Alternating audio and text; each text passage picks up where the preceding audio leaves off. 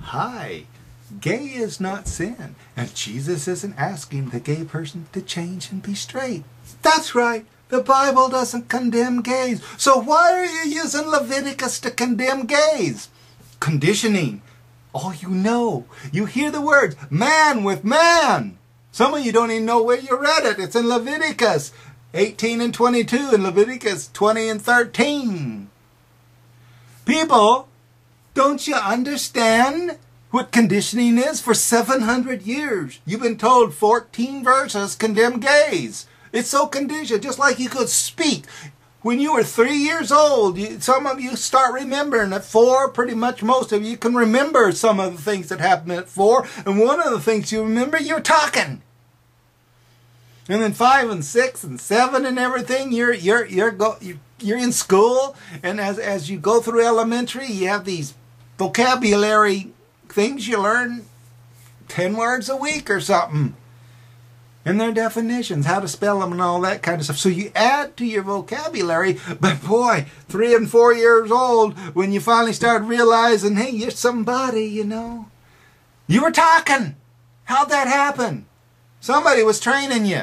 You're listening to your mom and dad and your brothers and sisters and everybody else around you and television and all that. They stick you in front of the TV. You're learning English or whatever language.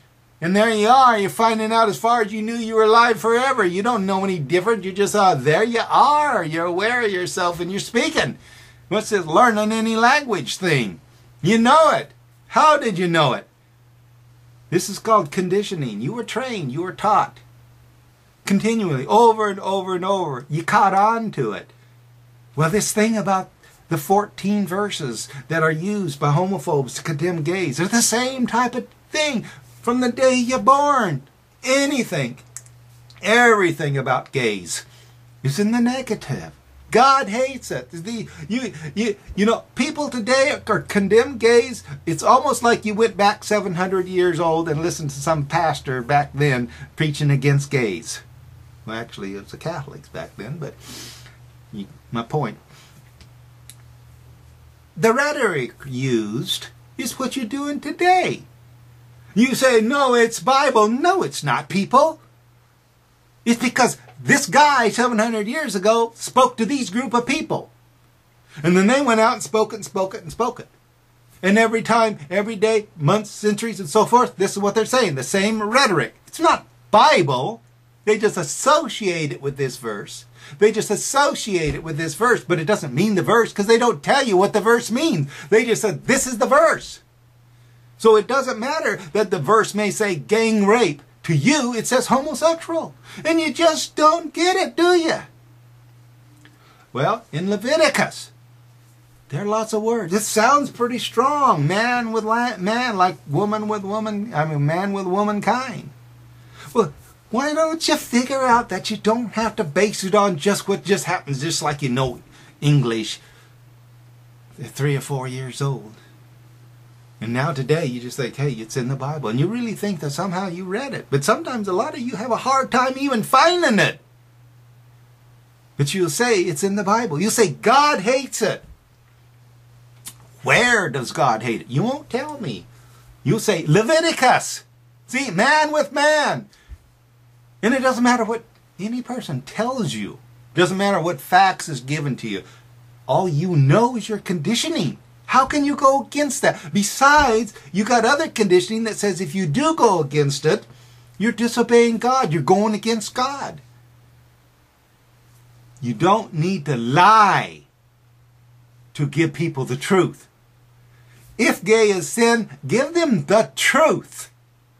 So we look at Leviticus. It says man with man. Well, let's look at that word man in the Hebrew. We already know for an absolute fact, translators do not bring over to English the meaning of the word. Greek, we know for the word love, there's about 4 or 5 words. In English, there's one word for love. We need more words so we know, is it loving our wife? Is it loving our children? Is it loving our possessions? Is it loving God? Loving food? What is it?